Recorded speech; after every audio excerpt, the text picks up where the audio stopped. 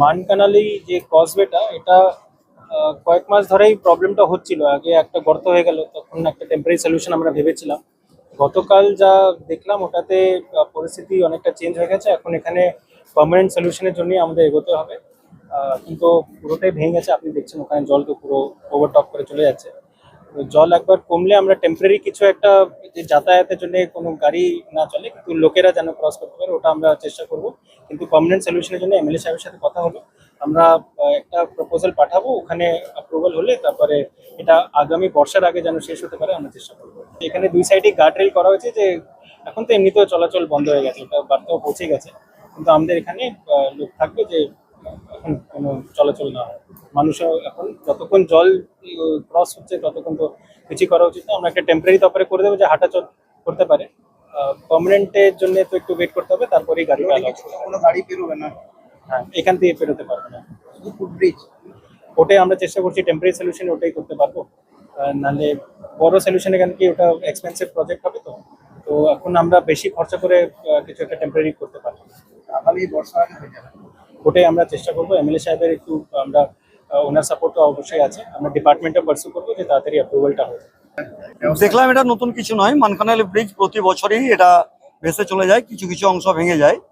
তো এটা পার্মানেন্ট সলিউশনের জন্যই আমাদের সমস্ত গভর্নমেন্ট ডিপার্টমেন্ট অর্থাৎ সর্বপ্রথম জেলা শাসক এবং তার টিম সশরীরে আমরা এখানে এলাম, আমি সমেত।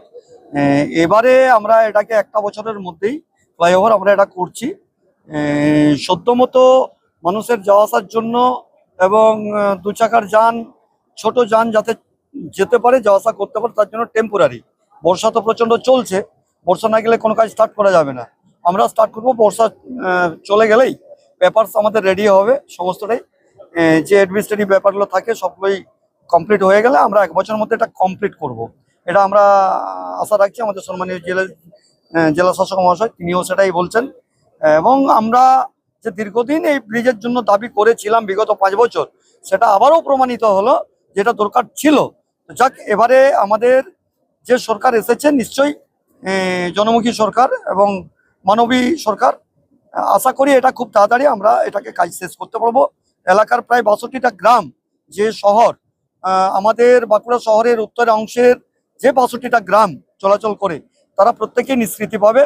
প্রতি বছর তাদেরকে আর দুর্ভোগ করতে হবে না। গতকাল যে গাড়িটা ভেসে গেছে, আপনারা জানেন যে বিগত দিনে যে বর্ষাটা গেল সেখানে একটা গর্ত হয়েছিল। এরপরে এটা সবাই জানা সত্ত্বেও গাড়ির ড্রাইভার হয়তো বুঝতে পারেনি, ভেবেছিল গাড়ি নিয়ে বেরিয়ে যাবো, ওই গর্তের মধ্যেই পড়ে যায়, যার জন্য এই দুর্ঘটনাটা ঘটেছে। যাক, কেউ হতাহত হয়নি, এটা আমাদের খুবই ভালো। গাড়ি দুর্ঘটনা হোক, ক্ষতি নেই, কিন্তু হতাহত হয়নি এবং আশা করছি আগামী দিন সমস্তটাই সলিউশন হবে।